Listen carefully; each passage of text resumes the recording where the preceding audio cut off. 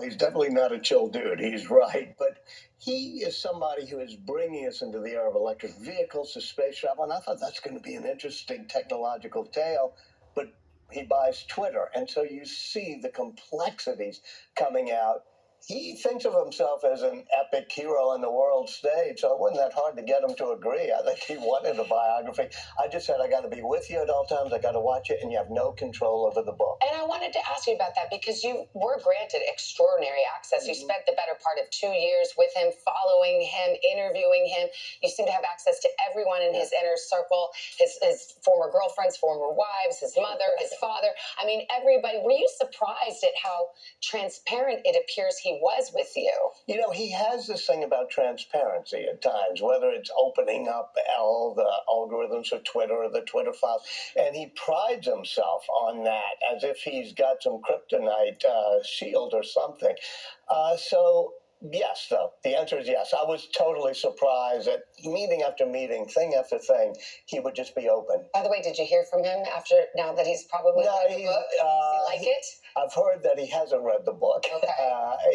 I never sent him an early copy, but he's said a few things, posted a few things on X, and I'm not worried. You know, you got to worry about what the reader thinks. You can't be thinking, what's the subject going to think? Let's talk about the first few chapters delve into his childhood. It starts there chronologically, of course, but also because this is a key aspect of the person he is today. It was a brutal childhood that you describe in South Africa, a father that the book alleges was abusive in essence. I mean, Elon Musk calls his father someone who subjected him to mental torture. Well, psychologically abusive. Yes, yeah. Could you give a flavor of what that childhood was like? You know, Musk was a socially awkward kid, scrawny, beaten up all the time on the playground by the bullies.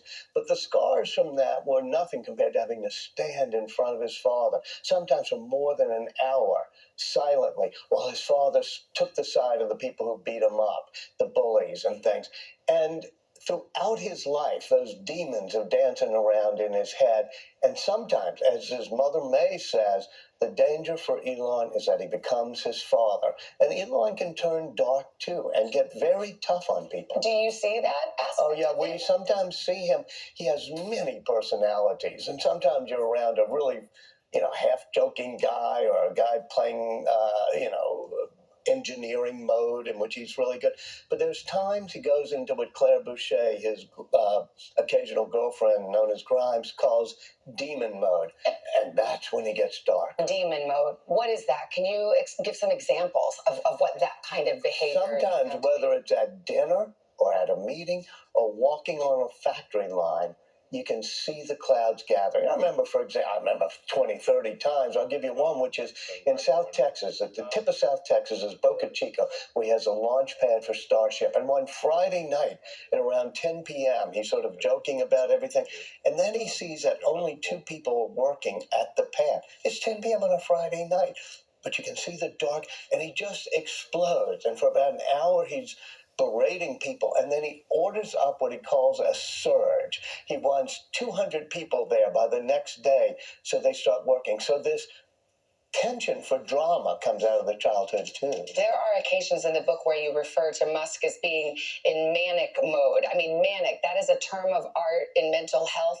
I mean, are you suggesting or in any way